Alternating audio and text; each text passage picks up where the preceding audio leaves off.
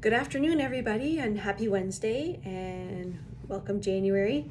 The brisk cold has finally arrived here in Simcoe County, and well, it was bound to happen, and now we get to play in the snow a little bit. So today I would like to discuss a little bit about steps you can take immediately after a traumatic brain injury or concussion that will help to bring along your and speed up your recovery process. These are general guidelines. I do recommend certain professionals, and those guys can really deep dive in certain things to help on a deeper level. Number one, and we hear this all the time, is nutrition. Nutrition is important in all walks of life. If you're very healthy or very ill, a good healthy diet will help bring awesome fuel to your body, which then allows it to function at its peak, which then lets everything else work the way it's supposed to. What we refer to mostly on this level is try to avoid, again, preaching to the choir, processed foods, sugars, limit caffeine, if you can cut it out, gluten, dairy. These are all the foods that essentially will cause an inflammatory reaction to the body. When you have a brain injury, there's an inflammatory reaction happening in your brain. And so by implementing these foods, you're then on the other end aggravating an already bad situation. Number two, by providing the good nutritious foods, you then allow the body to have the resources so that it can rebuild and reconstruct what has been damaged. To get a little deeper on this, I would recommend that you see a nutritionist, a dietitian, a naturopath.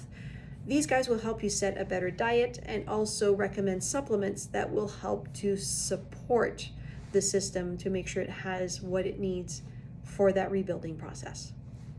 Number two, and again, this is something we hear a lot of, hydration. Water is life. The more you drink, the better it is. 8 glasses of water is the standard that we hear all the time. Doesn't have to be water, but something that's nice and healthy. No caffeine, no sugars, no artificial sweeteners. Helps to hydrate the body.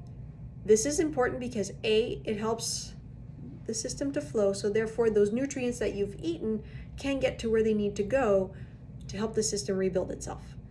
Number two, when you have enough fluid in your system, the circulation can then occur so that any waste products that need to be flushed out can be evacuated, and therefore they're not lingering and causing any further stagnation and limiting your recovery. Number three, sleep and rest. Now I realize, and I hear this a lot from my brain injury patients, sleep is one of the things that gets affected a lot. Either it's limited, it's interrupted, or both. Do the best you can. Get as much as you can. If you can get those 8 hours, great. If a 1 hour nap is what you need in the afternoon to keep you going, even better.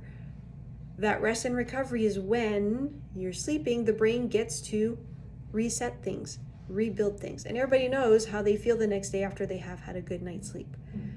If sleep is a problem and it's an issue trying to get to that level, this is where having a discussion with the naturopath, they can help with supplements and it can help you to get to there and extend that sleep and rest. Next, we have, on the other side of the spectrum, movement and exercise. This is the flip of the coin of sleep and rest, where when you have enough of this, the sleep and rest can happen on a deeper level more naturally. And I'm not talking about a full exercise routine. I do realize that with the brain injury patients, some little bit of movement can trigger a whole lot of symptoms.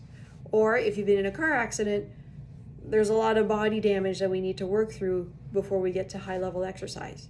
It doesn't have to be big.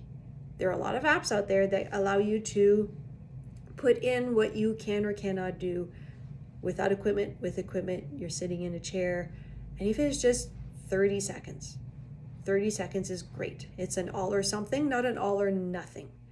Because that initial 30 seconds can eventually be built up to a minute, to 5, to 20, to an hour.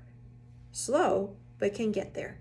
And this is also where you can bring in anybody who is trained in brain injury recovery and exercise, or physiotherapists or occupational therapists, and they can help guide you through those movement sequences so that you're able to get that back in your life. Walking is always good. If you can tolerate a short walk, nice and casual, again, gets things moving and flowing, flushes things out and brings things in as they should be. Then, breathing and grounding. When you have a brain injury, it's very easy for the body and the brain to have a disconnect, and therefore you don't know where you are in your space. And this is when you walk into the grocery store or the Walmart and it's just overwhelming, or you're in the car and you feel very dizzy or nauseated, you bump into things, you trip over a flat floor, it gets stressful and your symptoms get triggered up.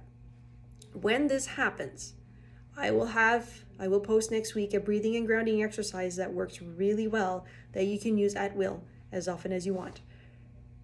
Helps you to situate yourself in your body so that your system gets a chance to go, oh, we are here. But for now, deep breathing, just filling up your lungs all the way down to your belly and then allowing that release through the mouth. This is a good de-stressor.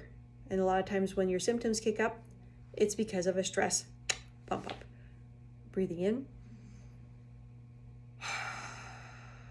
and relax. Do that as often as you need to. Sometimes counting helps too. Last, and this one I believe is one of the most important, it's okay to not be okay. Let me be clear. It does not mean that I want you to stay where you're at, where things aren't working. Not at all. What I mean is that when you are wanting to participate in something and you know it's going to throw you overwhelmed or cost you 3 days of recovery and you're like, I don't know if I can do that social event, or I don't know if I can go to that dinner, or we're having people over, what will they think if I have to go take a nap? It's okay to not be okay and to say no to the social event or limit the amount of people you're inviting over. Or if company's coming over and their family and they're staying for the weekend, let them know, hey, there will be times where I'm overwhelmed and I need to take a time out, a break, a rest, a nap, so that I can recharge and be present with you at a higher level, and therefore I'm not completely exhausted halfway through our visit. And therefore I can enjoy your company a lot more and have fun. Permission to not be okay. Hard to accept, not a pill that everybody wants to swallow, and also allows you to take that step back and make yourself a priority. I hope some of these guidelines are helping, and if you have any questions or comments, please feel free to add them in. I'm happy to answer. And stay warm out there, gang. It's January. Winter is here. Have a great day.